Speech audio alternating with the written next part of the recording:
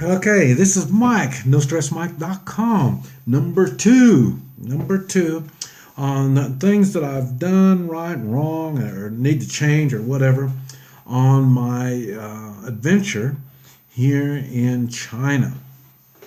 Okay, I've already talked about suitcases and clothing.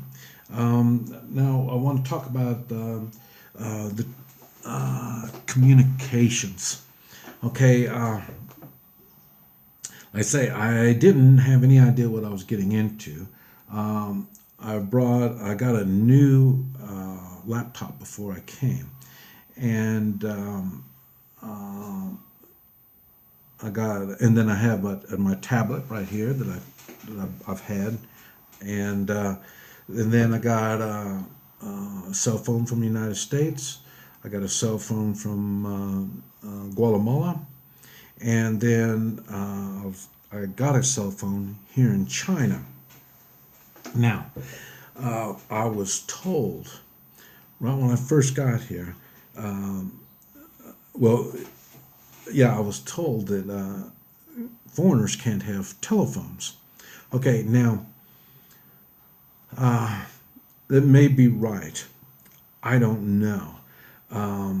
When I'm talking about communications, one thing I realized they have the same problem here as we do in the United States. Nobody knows the laws, and so they think this is a law, or there is no law on this, and they don't know. Nobody knows the laws, so I don't know for sure. I'm trying to think. I got my phone, but I'm trying to think how I got my phone, because I got it. I'll say I was here like 4 days after I was here, and I realized, man, I needed a phone, and everybody told me I couldn't get one, and I found somebody that helped me get a phone. Now, and I don't know if he put the phone in his name and gave it to me, or what. I'm not sure how, because I was in shock when I first, at that time. I mean, I was getting a new apartment, and I couldn't communicate. I couldn't eat. I say I can't read the signs. It was tough, and so, but they helped me get the phone. Okay, now you can use your phones providing you got Wi-Fi. And I would say, I'm just guessing, if you're going to stay with the tourists, they probably have Wi-Fi there, so you probably no concern about the phone. Another reason why I needed the phone was because of the what do you call it? The apps. So for the translating, I can do the translating. I don't know if I could have got them in the United States before I came. Maybe I could. I'm not an electronic kind of guy, so maybe you could get these apps in the United States and it'd be easier to work. I had their Chinese apps, so it was difficult on my Chinese phone. And here's my Chinese phone. So and and it's everything is in Chinese in the thing, and it's you can change it over to English, yeah, you can, but there's still a lot of things in Chinese, and I can't search on it. I can't do nothing like that because that's all in Chinese too. And maybe there's a way to fix it. I don't know, but I haven't found it. Now, electronics, I would say keep it very simple. Um, Another thing, it's filtered. The internet is filtered, so there's no Google. And I guess at one time they had Google, but I'm just guessing that the government wasn't able to filter it. So then what they decided to do is just no more Google.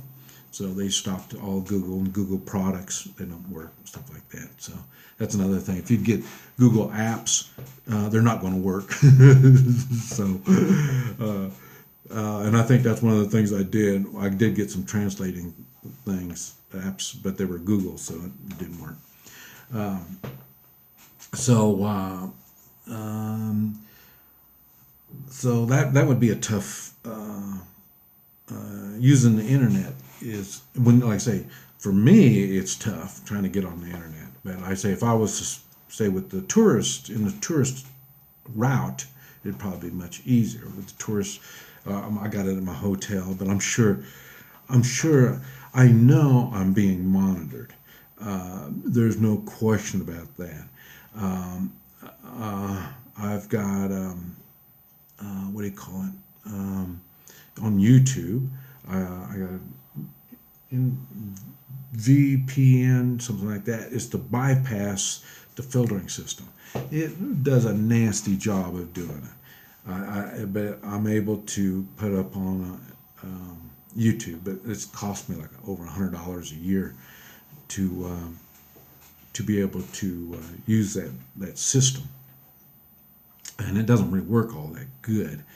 But I say I made an obligation for the YouTube, so that's why I did that.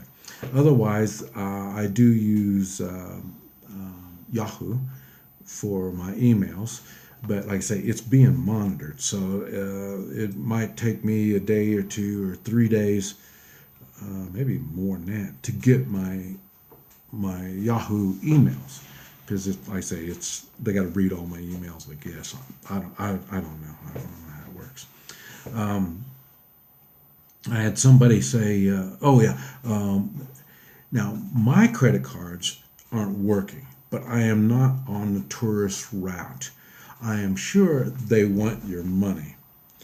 That's the only reason why they got the tourist thing set up like that. When you stay on a tourist route, everything, I don't care what country you're in, the whole idea is to take your money. So I'm sure your credit card will work, and my credit card will work too, in these tourist areas.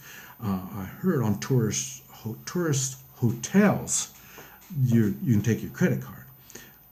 If you're like me, you're not on tourist credit hotels, then you can't use credit cards like that. So I didn't even know they could do like that. But right, I don't know. There's a lot of stuff I don't know electronically.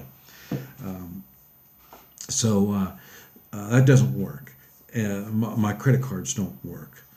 Because, like I say, I'm not even close. There's nobody who speaks English out here where I'm at. So, well, there's some, but there's not a lot.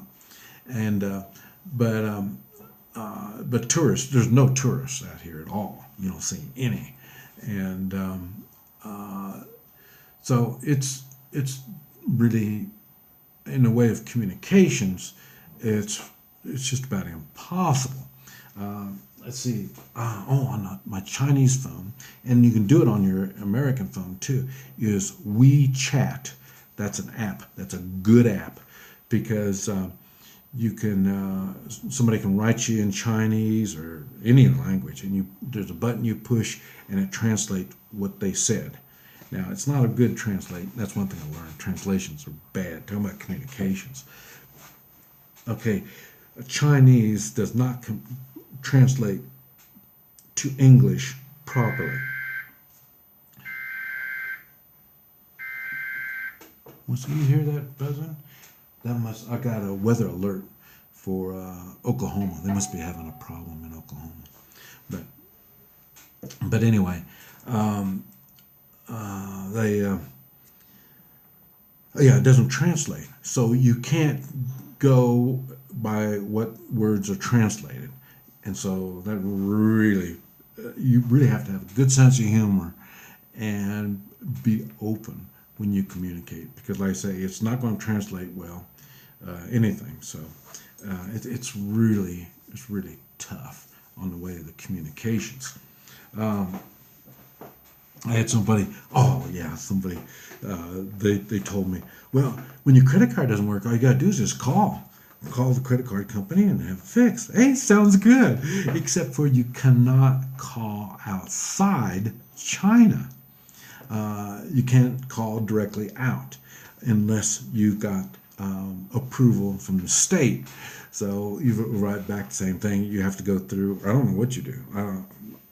state never approves anything I do. I'm lucky to have a driver's license. You'll talk about a driver's license. I'm not going to talk about driver's license now. We'll do that on another video. But like I say, you have to have state approved. So I got my phone. I got all my phones. I can call. But like I say, they won't let me call out. And what it, now, if they, you can use Skype. So you use the internet to call out. WeChat will call out. So let's see, WhatsApps. They use WhatsApps. But I say even now, I think everybody in China uses WeChat. I think it's a WeChat is a Chinese government app because everybody has it. So that means they must be able to monitor it pretty easily, kind of like the United States, where they had to build that whole big old building out in Arizona or New Mexico, wherever that place is, so they can store all the information from what everybody says. They want to make sure they can store it all. Well, I think China's got a better way of doing it. Maybe they need to talk to the Chinese government. How do we keep up on listen in on all of our citizens?